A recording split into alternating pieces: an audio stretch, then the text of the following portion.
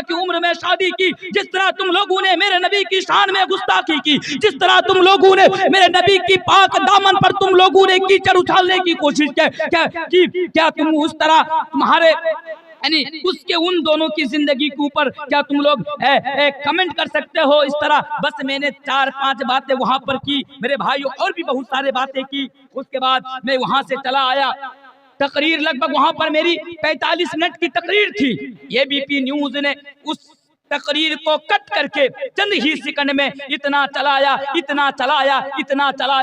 3 दिन के अंदर पूरी दुनिया के अंदर 18 मिलियन लोगों ने उस वीडियो को देखा, 18 मिलियन लोगों ने उस तकरीर को सुना। और आपको मालूम है न्यूज चैनल वाले ने मेरे खिलाफ वहां पर साजिश से रचते हुए मेरे खिलाफ ये बताया गया कि ये देखो भड़काओ मौलवी, ये देखो मौलवी तनवीर किस तरह हिंदुओं को भड़का रहा है, किस तरह मुसलमानों को भड़का रहा है, ये देखो मौलवी तनवीर किस तरह हमारे पुरुषोत्तम, हमारे ईश्वर, हमारे भगवान रामचंद्र जी की शान में गुस्ताखी कर रहा है। मेरे भाइयों, मेरे ऊपर तरह तरह के इल्जामात को न्यूज रूम पर बैठकर लगाते रहे और हमारे भोले भाले हिंदू भाई हकीकत को ना जान सके, हमारे भोले भाले हिंदू भाई हकीकत की तह तक ना पहुंच सके। वो लोग रास्ते पर उतर आए कि मौलवी तनवीर को फांसी पर लटका दिया जाए, मौलवी तनवीर को सलाखों के अंदर डाल दिया जाए। मेरे भाइयों, मुझे फोन आने लगा, बताए जाने लगा कि मौलवी तनवीर आलम जब घर से कदम रखना तो सोच समझकर कदम रखना। मुझे बताने लगे मेरे भाइयों, मुझे मालूम है कितना अफसोस और कितना दर्द मुझे हुआ था कि आज तक मैंने किसी की जबान से मैंने गालियां नहीं खाई थी। मेरी वजह से मेरे माँ बाप ने आज तक किसी से गालियां नहीं खाई थी। लेकिन मैंने क्या हक बोला, मीडिया वाले ने क्या न्यूज चलाया, हमारे हिंदू भाइयों को क्या बरगलाया। उन लोगों ने लगभग 33 लाख लोगों ने सिर्फ मेरी माँ का नाम ले लेकर भद्दी भद्दी किस्म की गालियां मुझे दी, पर मुझे अफसोस ना हुआ। और फिर मैंने दूसरे दिन मैंने सामने आया और मीडिया वालों को सामने रखते हुए मैंने कहा कि देखो, तुम लोगों को जो न्यूज चलाना है चलाते रहो, तुम लोगों को जो खबरें चलानी हो चलाते रहो, मुझे कोई अफसोस नहीं, मुझे कोई डर नहीं। लेकिन हाँ, मैं जानता हूँ कि मैं इस भारत का एक नागरिक हूँ, हिंदुस्तान का एक नागरिक हूँ, इसलिए मैं इस देश से बड़ा प्यार करता हूँ, इस देश से बड़ी मोहब्बत करता हूँ। मैं जब तक जिंदा रहूंगा कभी नफरत की बात नहीं करूंगा, मैं जब तक जिंदा रहूंगा कभी किसी के धर्म को ठेस नहीं पहुंचाऊंगा। लेकिन यह भी याद रखो, मैं तुम लोगों के लिए कहकर जा रहा हूं कि मैं जब तक दुनिया के अंदर जिंदा रहूंगा, जब तक मैं इस हिंदुस्तान की मिट्टी के अंदर से ऊपर जिंदा रहूंगा, जब हमारे नबी की शान में गुस्ताखी की जाएगी, जब हमारे इस्लाम को लेकर बात की जाएगी, मैं सामने आऊंगा और मैं जवाब देता रहूंगा।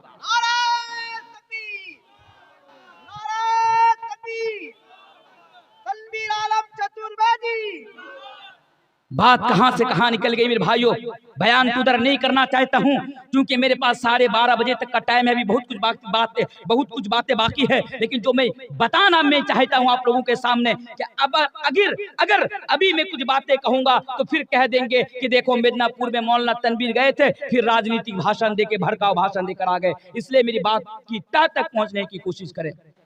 बात यह है कि दुनिया की बात को लेकर मैं कर रहा था, दुनिया की मोहब्बत को सामने रखकर मैं अपनी बात कर रहा था। मेरे भाइयों, ईमानदारी के साथ एक सवाल का जवाब देना कि आज मैं पूरी दुनिया की बात नहीं करूंगा, मैं सिर्फ भारत की बात करूंगा। जरा मुझे बताना ईमानदारी के साथ कि आज भारत के अंदर मुसलमानों की कोई वैल्यू है? आज पूरी दुनिया, चलिए पूरी दुनिया को ले लीजिए, आज पूरी दुनिया के अंदर मुसलमान जलील है ना, पूरी दुनिया के अंदर मुसलमान रुसवा है ना। आज ना हम घर का ना घाट का, बताया जाता है ना धोबी का कता कुत्ता नहीं बोलने का, बोलते आ रहे बरसों से कुत्ता नहीं, कता होता है वो। धोबी का कता, ना घर का ना घाट का। तो आज मेरे भाइयों, हम दुनिया की मोहब्बत की वजह से इतना जलील हो गए, ना हम दुनिया में इज्जत हमें मिली और ना हमें आखिरत में इज्जत मिलने वाली है। क्यों? हदीस सुनते जाइए। दुनिया की हालात को, हमारी और आपकी सिचुएशन को सामने रखिए और इस हदीस को सामने रखिए। जब मैं आ रहा था, हदीस को पढ़ रहा था, तो मुझे ऐसा फील हुआ, ऐसा महसूस हुआ कि अल्लाह के प्यारे रसूल हमारे नबी आज से 1400 साल पहले ये हदीस हम लोगों के लिए बयान किए थे। ऐसा लग रहा है। हदीस क्या है? हदीस जरा सुनते जाइए, फिर आपको बात समझ में आएगी। अबू दाऊद की हदीस है, इमाम अबू दाऊद इस हदीस को अबू दाऊद के अंदर लेकर आते हैं। हदीस के रावी हजरत सौबान रज़ियल्लाहु ताला अन्हु है। हदीस आपको किताबुल फितन के अंदर मिल जाएगी। अल्लाह के प्यारे रसूल जनाब मोहम्मद रसूलुल्लाह सल्लल्लाहु अलैहि वसल्लम ने बयान फरमाया, बड़ी लंबी हदीस है कि यूशिकुल उमम अन तदा अलैकुम कमा तदा अल अकलतु इला कसअतिहा फक़ाल क़ाइलुन व मिन किल्लतिन नहनु यौमइदिन क़ाल बल अंतुम यौमइदिन कसीर वलकिन्नकुम गुसाउन का गुसाइस सैल वला यनज़अन्ना अल्लाहु मिन सुदूरि अदुबिकुम महाबत मिनकुम वला यगदिफन्ना अल्लाहु फी क़ुलूबिकुमुल बहन फ़क़ाल या रसूल अल्लाह व मल बहन क़ाल हुब्बुद दुनिया व कराहियतुल मौत। मेरे भाइयों, एक बड़ी एक सफ़ा की लंबी हदीस है, मैंने आपके सामने उसी तरह पढ़ दी जिस तरह इस हदीस को इमाम अबू दाऊद ने किताबुल फितन के अंदर लेकर आए हैं। हदीस का माना, हदीस का अर्थ मैं बहुत ही आसान और सरल भाषा में सरल तरीके से मैं आपके सामने समझा कर जा रहा हूँ। मेरे भाइयों, अल्लाह के प्यारे रसूल जनाब मोहम्मद रसूलुल्लाह सल्लल्लाहु अलैहि वसल्लम ने 1400 साल पहले बयान फरमाया।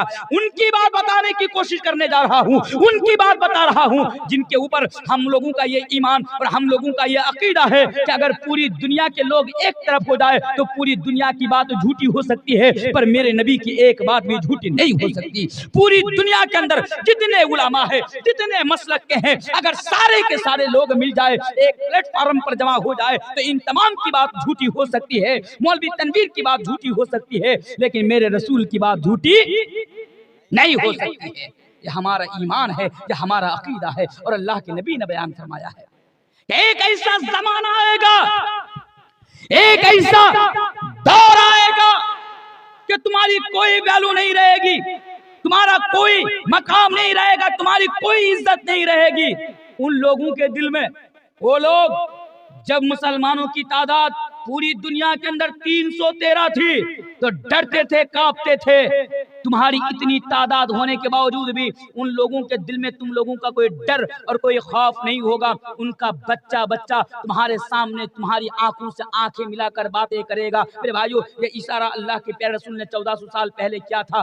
फिर जब नबी करीम सल्लल्लाहु अलैहि वसल्लम से सवाल किया गया, या रसूल अल्लाह, क्या उस दिन मुसलमानों की तादाद कम होंगी? अल्लाह के नबी ने फरमाया, नहीं, मुसलमानों की तादाद कम नहीं होगी। फिर अल्लाह के नबी ने बयान फरमाया, जिस दिन तुम देखोगे कि तुम्हारी कोई वैल्यू नहीं, तुम्हारी कोई इज्जत नहीं, फिर उस दिन समझ लेना कि तुम्हारे अंदर एक बीमारी पैदा हो गई है, वहन नाम की बीमारी। अल्लाह के नबी से सवाल किया गया, हदीस को सुनना, अल्लाह के नबी से सवाल किया गया, या रसूल अल्लाह वमल वहन, वो बीमारी क्या है, वहन क्या है? अल्लाह के नबी ने बयान फरमाया था, हुब्बुद दुनिया व कराहियतुल मौत, दुनिया की मोहब्बत, दुनिया की मोहब्बत। बात को समझ लेना, दुनिया की मोहब्बत अल्लाह के नबी ने 1400 साल पहले बयान फरमाया था। और लोगों, जब तुम दुनिया की मोहब्बत में गिरफ्तार हो जाओगे, और लोगों, जब तुम दुनिया की मोहब्बत में पड़ जाओगे, जब तुम्हारे अंदर दुनिया की मोहब्बत पैदा हो जाएगी, तो अल्लाह तबारक व तआला तुम लोगों को दुनिया में जलील कर देगा। अल्लाह तबारक व तआला तुम लोगों को दुनिया में रुस्वा कर देगा। और आज देखिए, अल्लाह तबारक व तआला ने हम लोगों को जलील और रुस्वा कर दिया है। क्या बात में कोई शक है? कोई शक है बात में?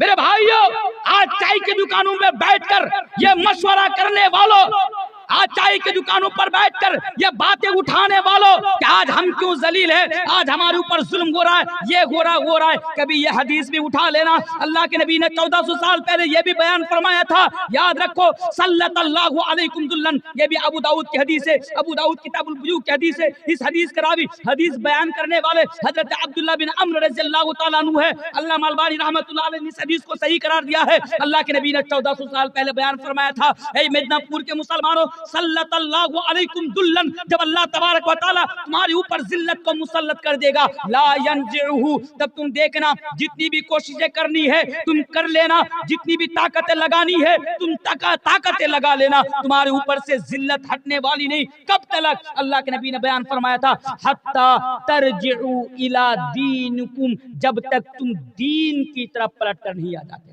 ये एक मसला निकला, आप लोग इज्जत चाहते हैं या जिल्लत चाहते हैं? हाथ उठाकर जरा बताइएगा मुझे, इज्जत चाहते हैं या जिल्लत चाहते हैं? अगर आप इज्जत चाहते हैं तो आपसे वादा करना पड़ेगा कि इंशाअल्लाह हम लोग दीन के ऊपर साबित कदम रहेंगे। बोलिए इंशाअल्लाह। जब तक आप दीन पर साबित कदम नहीं रहेंगे, दीन की तरफ पलट कर नहीं आ जाएंगे, कुरान और हदीस की तरफ पलट कर नहीं आ जाएंगे, मेरे भाइयों दुनिया में जितनी भी ताकतें लगानी हो लगा लेना, अपना काम रहेंगे। ये मैं ही नहीं, हमारे आखिरी रसूल जनाब मोहम्मद रसूलुल्लाह सल्लल्लाहु अलैहि वसल्लम बयान फरमाते हैं, दुनिया दुनिया दुनिया दुनिया। आज दुनिया ने तमाम चीजों का आज बर्बाद करके रख दिया दुनिया की मोहब्बत ने। मेरे भाइयों चलिए आगे बढ़िए, और बहुत सारी बातें आपके सामने रखनी है। आइए मैं आपके सामने दुनिया को सामने रखकर एक बड़ा जबरदस्त वाकया बयान करने के लिए जा रहा हूं। मेरे भाइयों, हजरत उमर फारूक का बेटा अब्दुल्ला और अब्दुल्ला का बेटा सालिम, मेरे भाइयों इस वाकया को गौर से सुन लेना। एक दिन खाना काबा का तवाफ कर रहे हैं, खाना काबा का चक्कर लगा रहे हैं।